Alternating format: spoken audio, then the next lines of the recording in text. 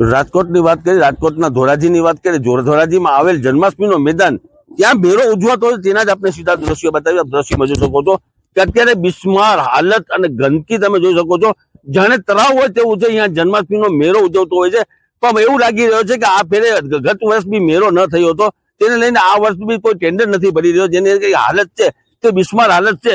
જે સરકાર દ્વારા જે અગાઉ જે મેળા થતા હતા તેના પૈસા હતા, તે પૈસા લાખો રૂપિયા જે જમા થતા હતા, જમા જે પૈસા ખર્ચવામાં નથી આવી રહ્યા, તેને ડેવલપ કરવામાં નથી આવ્યા. આ જન્માષ્ટમીના મેળામાં જે પૈસા પડ્યા છે ભંડોળમાં, તે પૈસા અહીંયા વાપરવામાં નથી આવતા. તંત્ર દ્વારા શું કરી રહ્યા છે એ સમજ નથી પડી રહી કે જે હિન્દુઓની લાગણી છે તે દુભાઈ રહી છે. જે રીતે આ તમે દ્રશ્યો જોશો તો આપને એવો અહેસાસ થશે કે આ દ્રશ્ય મેળાના મેદાનના છે કે કોઈ ખંડેર કે બિસ્માર હાલતના છે, જાણે તળાવ હોય તેવા દ્રશ્ય છે. આજુબાજુ શાક માર્કેટ છે, આજુબાજુ લોકો રહેતા હોય છે, ગંદકી એટલી બધી છે કે લોકો તે બીમારીની અંદરમાં ભોગ બની રહ્યા છે, છતાં તંત્ર દ્વારા પેટનું પાણી નથી હલતું. આ રીતે જે રીતે લાખો રૂપિયા મેળો કમાવી દે છે, તેના પૈસા પડ્યા હોય તે ડેવલપ કરવા માટે તંત્ર દ્વારા વાપરવામાં બી નથી આવતા.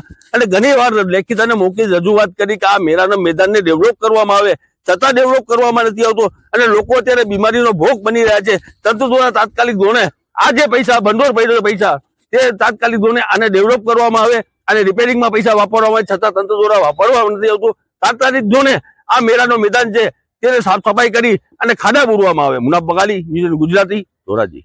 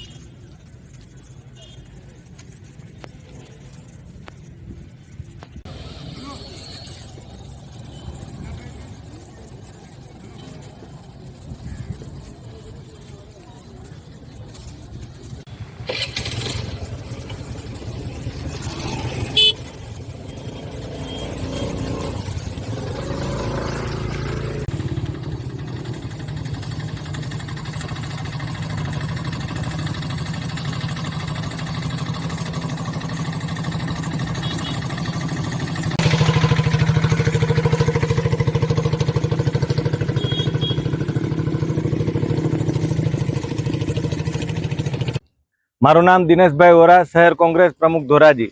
ધોરાજી શહેરની અંદર જન્માષ્ટમીનો મેળો ઉજવાતો એકમાત્ર ગ્રાઉન્ડ છે. આ ગ્રાઉન્ડની અંદર સરકાર દ્વારા કોઈ કામગીરી કરવામાં આવતી નથી. આ ગ્રાઉન્ડને ડેવલપ કરવામાં આવતું નથી. માત્ર મેળાના ટેન્ડરો બહાર પાડી અને પ્રયત્નો કરવામાં આવે છે. ભૂતકાળની અંદર આવા પ્રયત્નોને લીધે મેળો પણ થઈ શકેલ નહીં અને હિન્દુઓની લાગણી દુભાણી હતી, પરંતુ આ સરકાર દ્વારા કોઈ કાર્યવાહી કરવામાં આવતી નથી. લાખો રૂપિયા કમાવી આપતું આ ગ્રાઉન્ડ છે, છતાં પણ આ ગ્રાઉન્ડની અંદર કોઈ મરામત કરવામાં આવતી નથી, ખાડાઓ બુરવામાં આવતા નથી, ગંદકી દૂર કરવામાં આવતી નથી. આવા સંજોગોની અંદર આ ગ્રાઉન્ડની અંદર કોઈ પણ કાળે મેળો થઈ શકે નહીં. આજુબાજુની અંદર વસતા લોકો, બાજુની અંદર હંગામી શાક માર્કેટ ઊભી કરવામાં આવી છે. હજારો માણસો અહીંયા આવતા હોય છતાં પણ આ ગંદકી દૂર કરવામાં આવતી નથી અને લોકો રોગચાળાનો ભોગ બની રહ્યા છે. આ વિશે એવું લાગે કે આ વખતે મેળો થવાની શક્યતા બહુ છે, તમે શું કહેશો? ગયા વખતે પણ તંત્રની બેદરકારીને કારણે મેળો થઈ શકેલ નથી અને આ વખતે પણ મારા અંદાજ પ્રમાણે મેળો થઈ શકે નહીં. ખરેખર તંત્રએ આ મેળાનું ગ્રાઉન્ડ ડેવલપ કરવું જોઈએ અને જે લાખો રૂપિયાની કમાણી કરી છે આ ગ્રાઉન્ડની અંદર નાખી અને વ્યવસ્થિત ગ્રાઉન્ડ બનાવવું જોઈએ. આ બાબતે હિન્દુના આગેવાનો પણ પોતાનું મૌન સેવી બેઠા હોય, જાણે કે સરકારની આજે આ કરવામાં હોય તેવું અમને લાગી રહ્યું છે.